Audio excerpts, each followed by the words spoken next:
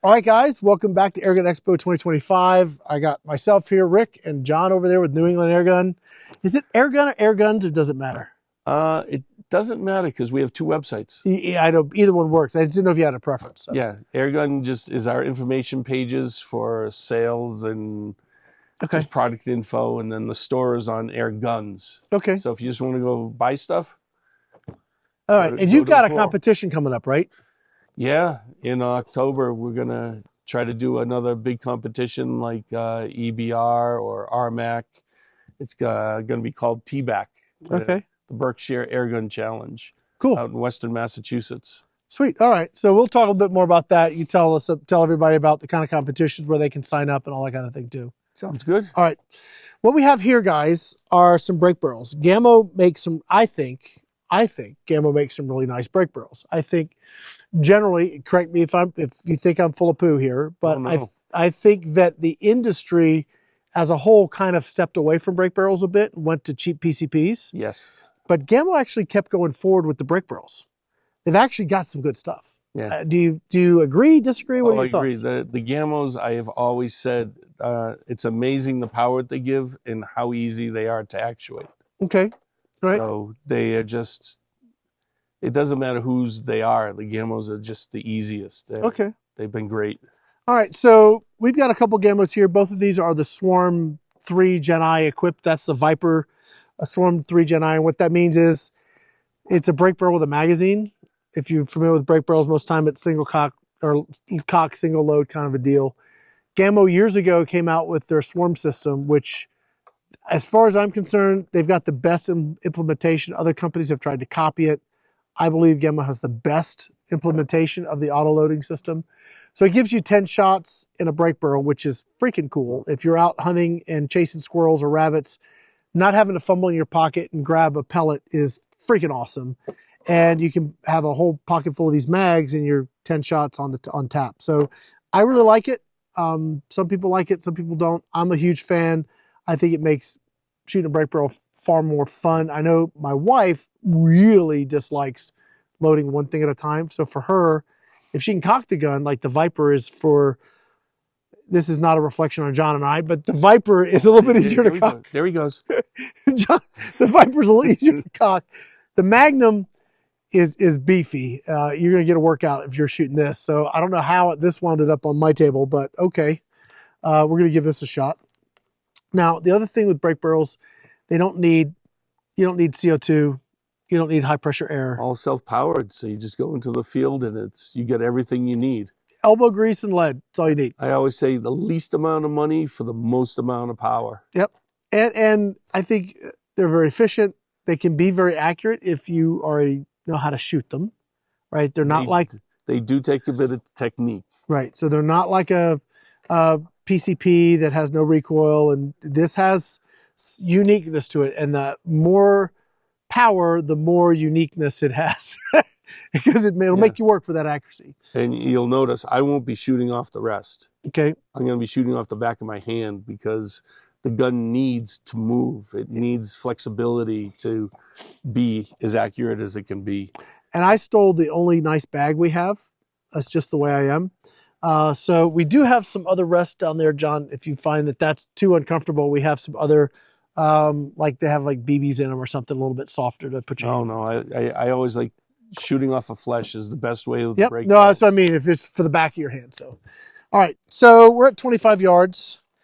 I took one shot. I'm kind of close. I may adjust the scope a little bit, but you want to do some shooting? Sounds good. You want the top target or the bottom target? Bottom target. All right, I'll take the top target. We're shooting some shooting C's just to get on, and I think you wanted to see how far we could stretch these, right? Sure.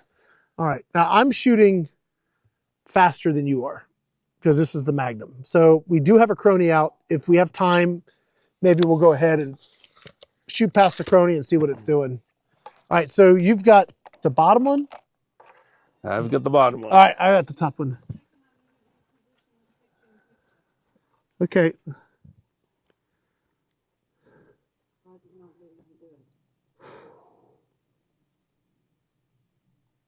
You got to let us know when you're ready.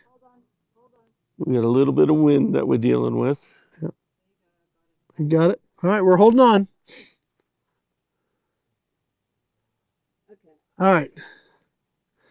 I'm going to aim dead center, see what I get. Sounds like a plan.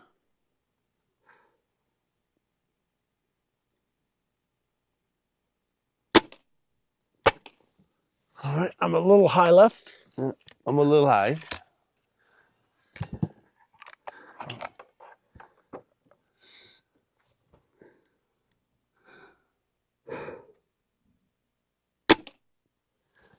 Oh, dead nuts. Oh, look at you. Okay, well, these are shooting pretty good. Well, the trick is you've got the recoil, so you've got to get the balance of the gun right. Yeah. Do you use like a particular index point on the stock? Sometimes, depending on the stock, I'll use these stock screws and just always have my hand there. I try to get, I mean, this one has a nice little swell, palm swell right here, right in front of the trigger guard. Yep. And if you notice, that's where you're good balance point for the gun. So I always try to get on the balance point. A lot of people will go down here. Oh, yeah. But the vibrations through these, I find a lot of times I can push on my thumb. If my shots are a little bit off, instead of adjusting my scope, I can put pressure with my thumb and affect my shot, put pressure with my fingers. So there's a whole bunch of technique with these to get really, really accurate. And it is a bit of a learning curve, and it is a bit of trial and error, and each gun can be a little bit different. So if you like puzzles, this is a great way to have some fun.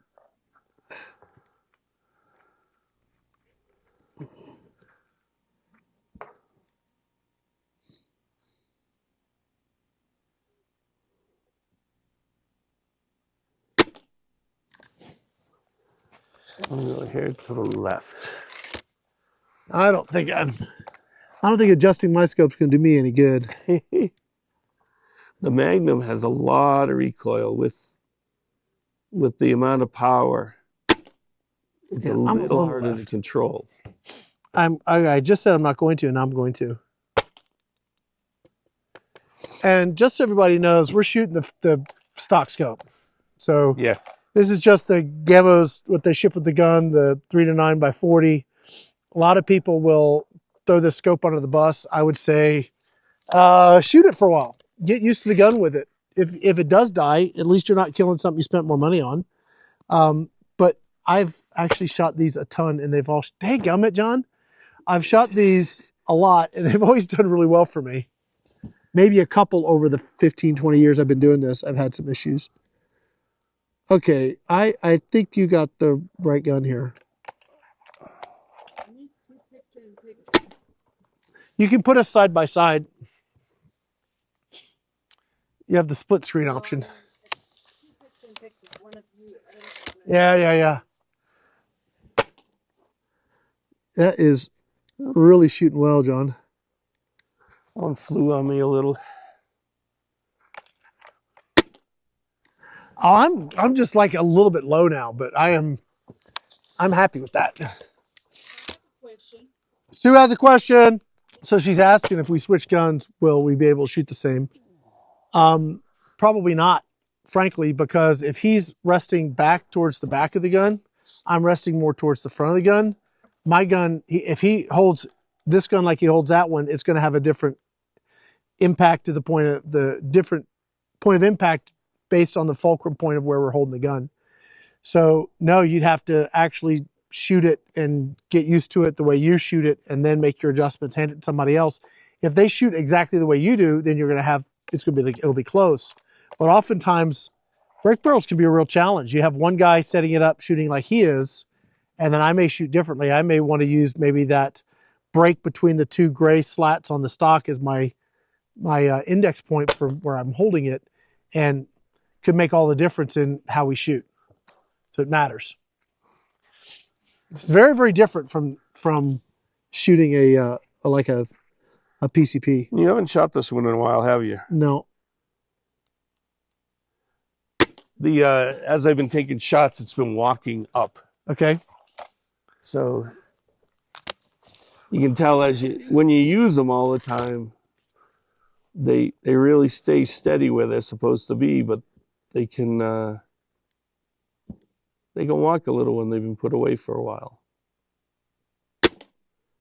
Oh goodness, did I drop that one? So that gun that you're shooting there, is one I normally use for clearing snakes. The Viper. we clear snakes around the ranch with it. And the red fires are really good in that gun for clearing snakes. Well, we talked about switching guns. Why don't we switch guns and see what happens? Okay. Hey, you're tracing that diamond pretty well. I mean, it's pretty good. I haven't shot the Magnum in a while, but it's doing all right. Before we change guns, yeah, nice shot. Let's shoot the spinners. All right. You want to do a round and see who can clear the spinners? I need to reload. Me too. I'm doing the reload. So the magazine on these have what's called inertia-driven mags. So one of the issues with the multi-shot magazines is once you cock it, the old ones would rotate a pellet in the next pellet into place. And if you cocked it again, you could accidentally drive 2 pellets into your gun. That's not good. And you can jam things up. So what they did is they created a magazine that only advances when it feels the recoil. There's a little mechanism in there, so when the gun recoils, it jars the mag, and the mag then advances to the next pellet. Pretty cool. Ingenious. Ingenious, yes. And out here in the desert, a little silicone goes a long way, and I could use a little silicone on this mag. When you're loading the pellets in, you got to get the little rubber O-ring around the waist, excuse me, of the pellet, or it can bounce out and jam up on you. We're just sitting here, but I got this Sling Guru sling on here. You could use one on that for for out hunting around. Yeah, I mean, Gamo has a sling, but it is very utilitarian. The Sling Guru sling is like a luxury car. It's really nice. It allows you to hang it front, back. Depending on which one you get, you can set it up like a backpack. I haven't figured out that contortionist thing yet. I think we're supposed to work on that a little bit at some point this weekend. But very, very cool. The Sling Guru sling is awesome. I did a video with that gun because it's got the Sling Guru on it. And you guys can see I did a short and I did a video on it. It's pretty cool. Should I use that for an extra support here? Sure. Are you going to shoot the left ones and I'll shoot the right ones? Yeah, I'll go for blue. I'll go for yellow. All right, ready? Go. Huh. I should probably cock the gun. Yeah, we both did. Did we both do the same thing? That is funny. Did we check the safeties before? All right, that was pro tip. You got to cock the gun. I'm like, nothing's happening. Oh, he's already ahead. Got one.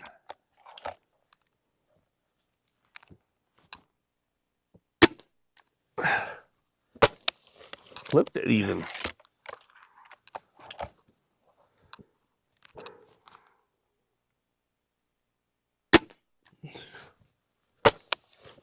Oh, ricocheted off it. Doesn't count.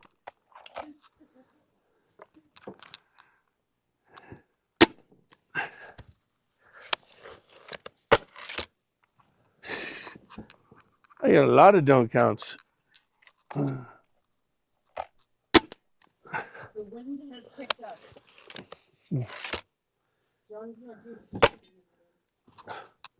I hit your reset. And it didn't reset. Ah, you cheater. Hit the left side of it. Oh, I hit it. It didn't do anything either.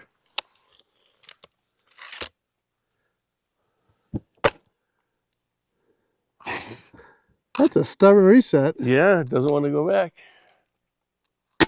There it is. Yay, I got one! We're looking at those targets. I'm hitting a little low, which is what I was doing on the target up top. I'm going to give myself a couple little bumps. Okay. I'm going to do to John what he was trying to do to me. I'm going to reset his target.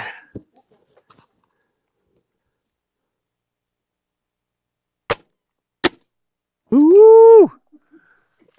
I'm out. All right. I've got a couple left. Look at me. All right. All right, I quit. I'm done. I did a one hopper into the other targets. Should we just say screw it and try 100 yards? Yeah, especially where we're going to switch guns. No, I don't want to switch guns at 100. I want to shoot this at 100. I don't want to switch guns. I want to shoot this for a little bit more. All right. So 100 yards, I have such an advantage here. So, yeah, Not even especially fair. because you didn't give me the same PBA, the reds. I got PBAs. What do you have? Don't you? Oh no, I did. PBA Oh bullets. Let's see how these guys do. no, I was here. Take some reds. I'm gonna try bullets. You get? All right, he's gonna try the bullets. Okay. I realized I got the wrong pellets. I thought I'd gotten you the right ones.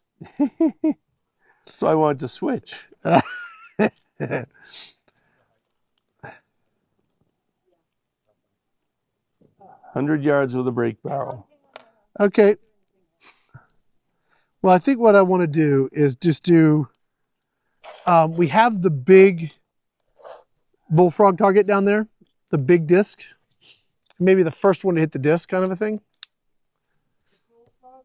Yeah, the bullfrog target's down there, to the left of the quadrant. Oh, okay. The swingers. Gosh, I was only running 3.5 power on my scope. So these scopes have no mil dots. No mil dots, they're duplex. So you have a thin and then it goes thick. Yeah. The way I use to range find with those, or to at least range estimate with those, or drop estimate, I guess is better, is I use the magnification adjustment to change the distance.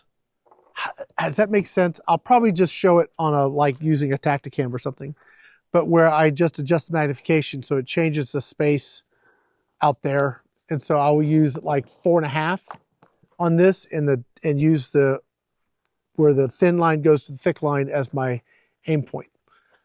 I'll let you go first. You have the lower powered gun. Don't hit it first. Watch you.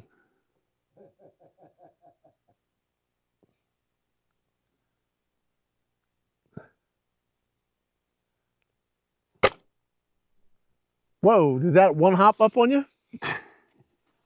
Must have. Top the bank, right? So I'm going to go for the spinner.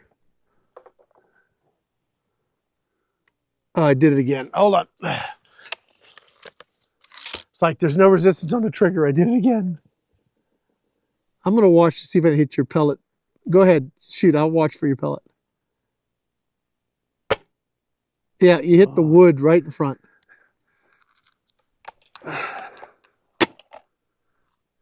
I hit it. I hit in front too. So I need to go. I am way beyond the. Yep, it might be a little much for us here, right? I'm getting the height. Ooh. The height, the wind. Ah, just to the right.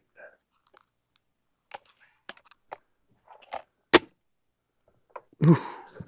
We're like on it, aren't we? Yeah, just there. I mean, I got to go a little left. Probably about 6 feet high.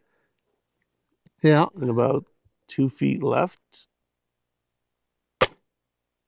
Just under it. There it is. You hit it. You win the distance. It's not really fair with this gun. I mean, you are kneecapped pretty hard over there.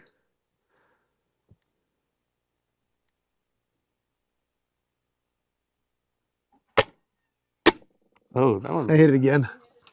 Yeah. All right. Woo! Yeah, it's not quite fair with that. He just doesn't have the legs. So I don't know if you guys online want to know like why one gun's more powerful than another or how it works. But John and I could certainly talk about that, maybe get the Crony out and see what the guns are doing, because you go to the store and you see break barrel, right? And you see it's Magnum and you see Viper and you see feet per second on the box. And what does it all mean, right? Well, first of all, most of that feet per second is all measured with these guys, which are super lightweight, lead-free. These are platinum PBAs. They're very light. I don't know what they are, maybe 9 grain or something like that. Where what we're shooting here with the red fires, or at least I was shooting red fires, they're 15.4. So it's like a lot heavier. So a lot heavier is going to go slower. The reason it's going to go slower is because this right in here, that's my air chamber. When I cock the gun, it pulls a piston back. This fills with ambient air. When I pull the trigger, the piston flies forward. That space, that volume, at this air density is what I have to make the pellet fly. So we're 4,500 feet here, which means at sea level, you're going to get more power out of this than you're going to get here because the air's thinner here. So I'm wondering what we are doing. Are you interested to find out? Yeah, let's grab the Crony and let's put it up over here.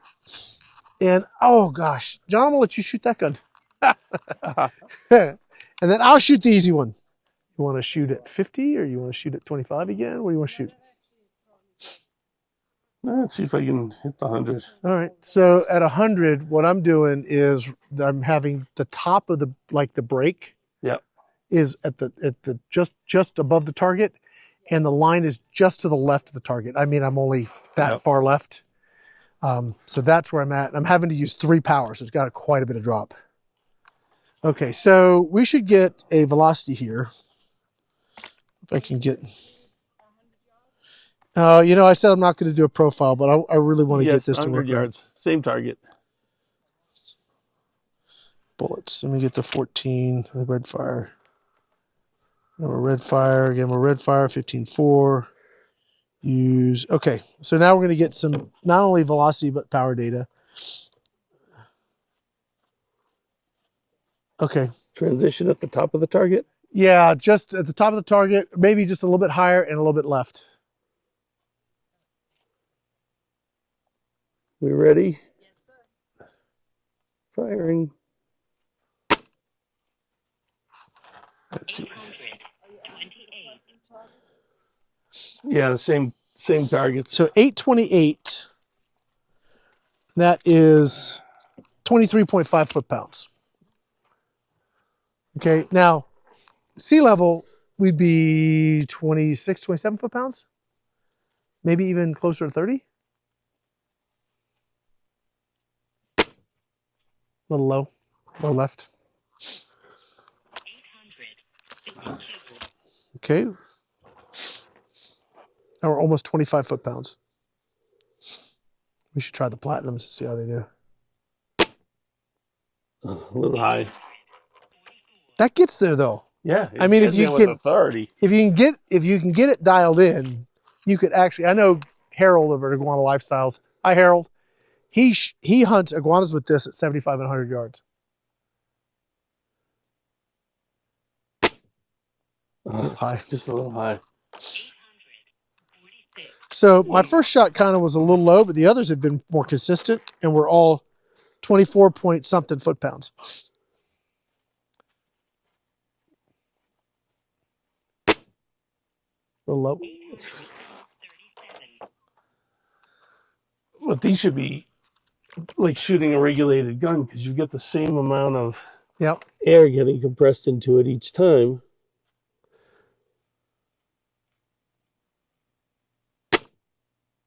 Oh, man. It was a workout.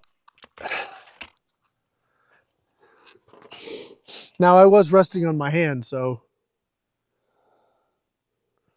We go a little bit higher than that, but that there. Oh, so close. The gun jumped a little to the right when I pulled the trigger. Yeah, that was like so close. All right, we're going to switch to a different pellet. Yeah, we should try the platinums. I want to see what we can get out of that. So these are a lot lighter. Hopefully you get one last one out of this. You've got a couple more shots. You got at least 3 more shots. Just under. 2 more. You want to just finish the mag? Yeah. That'll make you do it all over again with the Viper. 22 caliber.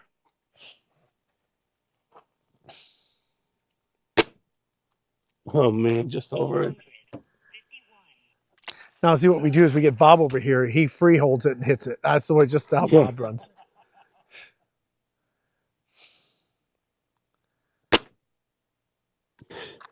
I don't know if I could get any closer. All right. Now all right. So that did 25.3 foot-pounds. Okay. Now, I don't know how heavy these are. I'm gonna look them up. Okay, so I'm gonna save that group just for giggles. And we need to find, I wonder if they're in here, platinum. Yeah, they are. 22 cal Raptor Platinums. They're 9.7 grain. That's light, dude.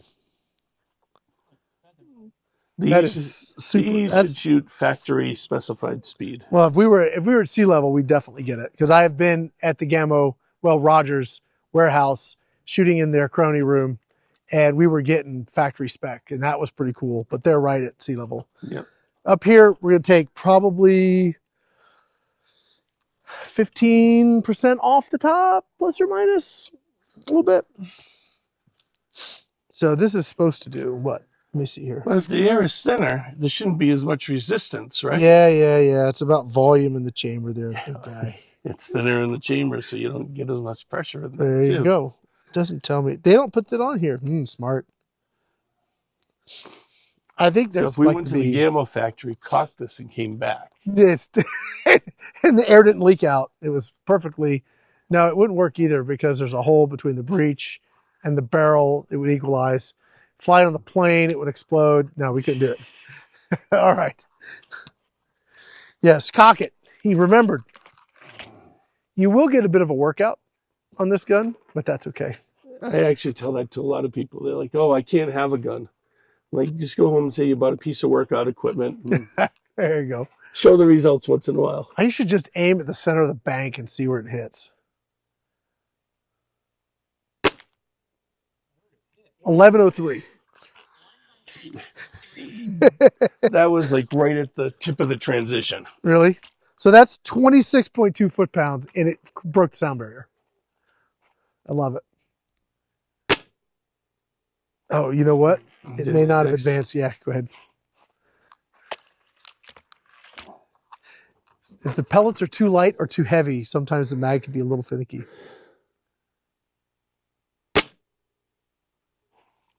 Where are you aiming? That's right on that transition. Oh, interesting. That did load right. Let's see if this works. Let's try it again. Did that load? I don't know. We'll find out. Yeah.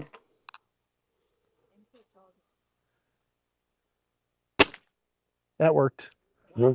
Wow. Let me see. Hold on a second. That was halfway up. It didn't index. Okay. Let's make sure that goes through. There it goes. All right. That was only halfway down. Let's try that again. Nope. Interesting. Here, let me see. Let me see what it's doing here. Yep. For whatever reason. Try it. All right. So the platinum pellets don't like the magazine.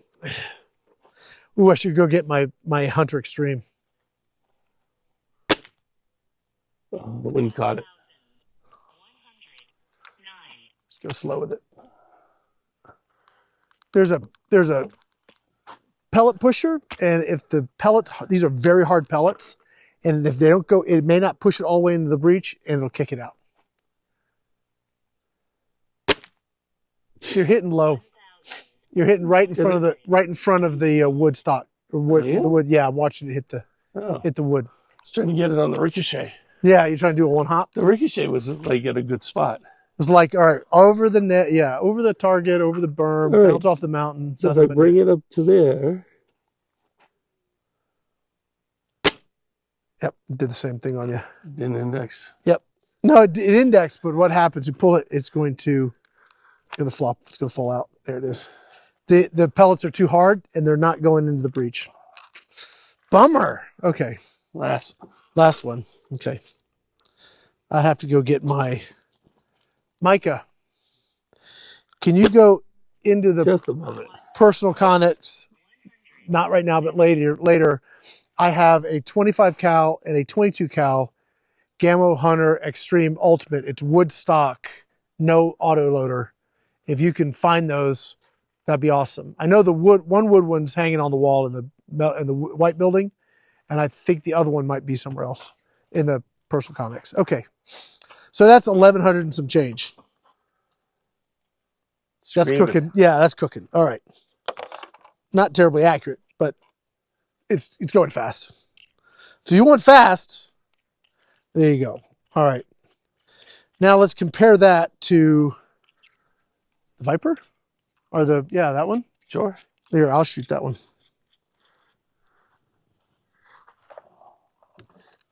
Okay. Trade you. And now you got the PBAs in there, right? Yep. All right, so we're gonna swap that mag out. Hand me that mag out of that one. We're getting stay consistent. Okay, so we've got a couple. We got one left. You left me one. Yeah, I'm gonna actually what I'll do here. This is the PBA. Yeah, we'll just shoot out there.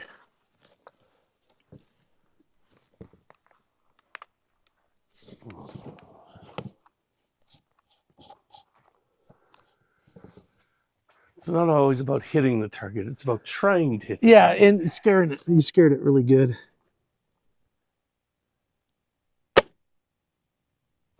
$889. Big difference, right? Yeah. So that's 11 some change. This was 889. Huge difference. Let's put the red fires in it.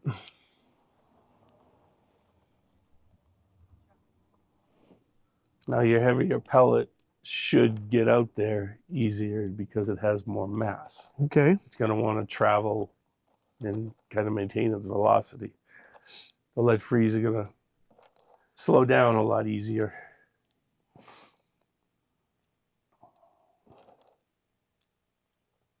They start off cooking though. Yeah. Okay, so I'm going to switch this so we get accurate numbers. So this is the Viper Red Fire. And I am going to try and hit it 100. Okay? Let's see how I do. Is it even doable? Let's find out.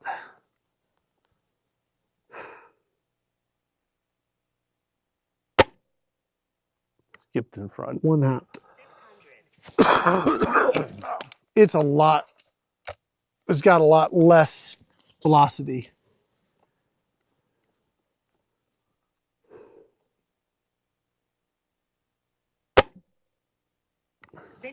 Just past it.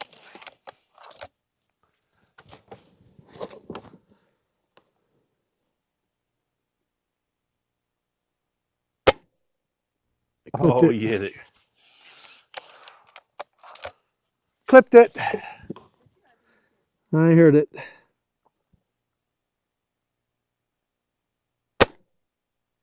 Did that load? Didn't load. Did not load. Okay.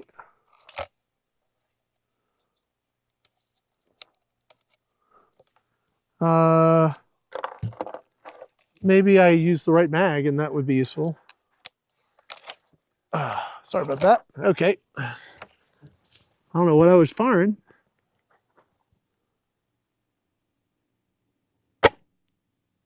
$669.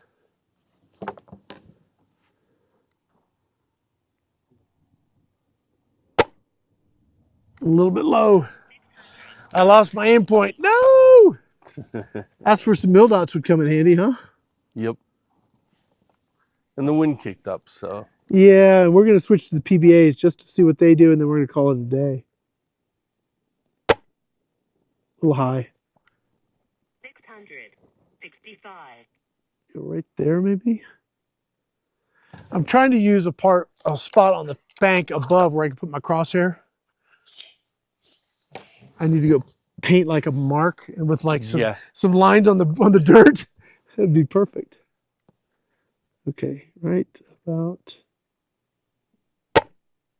that low. I'm done. All close.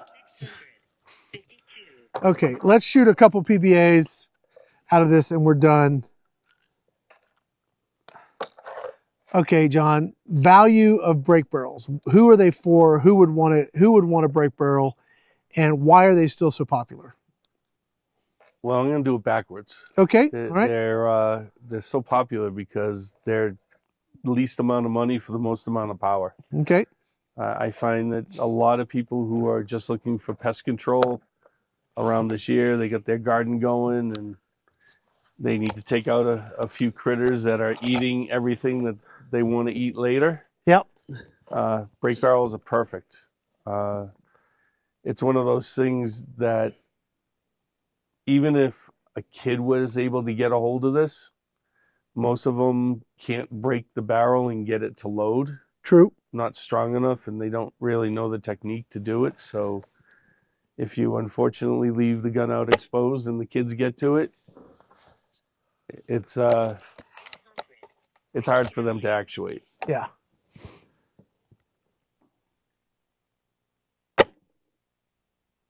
But I mean, basically, they're for, I mean, anybody. I mean, utility-wise, it's protecting the garden most of the time. And then just going out for a fun shoot. It's you don't need to spend a lot of money. You don't have to carry any extra equipment around. And you look nice and buff when you get all done shooting. No, but some of them are. The Magnums, when you need more power to take out a bigger animal, you're not going to be shooting the Magnums as much. No. But I would say for anybody, start with the Viper. It's the stock is one of the coolest stocks out there. A lot of people do look at the Gamos in our store. They handle them and they're like, "Oh, these are cheap. They're plastic."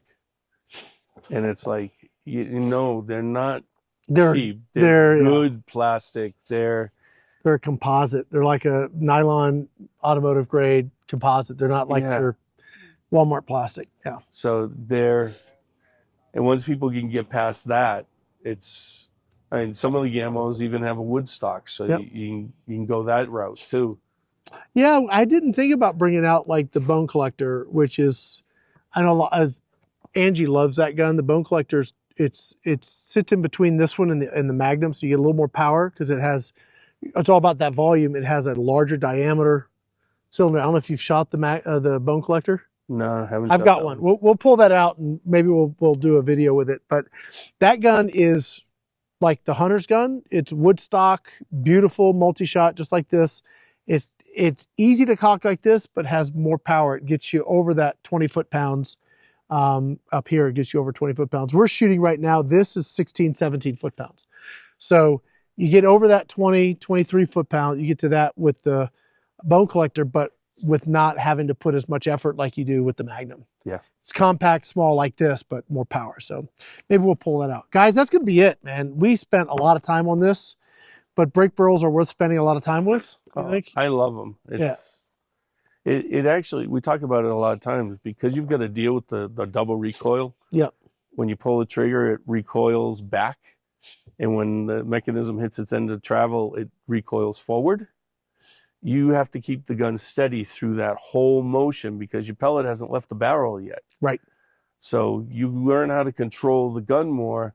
You switch to a PCP or a firearm, and you're controlling that gun much better. You'll shoot much better after shooting these once you learn how to control them. Yeah, that's absolutely true. Guys, that's going to be it. We're going to wrap up. We'll probably have a little lunch. If you're in the area, you want to come out and shoot with us, try out some really cool air guns, come on out. I'm not sure what's next on the schedule. Let's get the Impact out. We're going to play with that. Impact Mark III 35 cal. Yeah, let's have fun with that. We'll see you guys here in a little bit. Thanks for watching.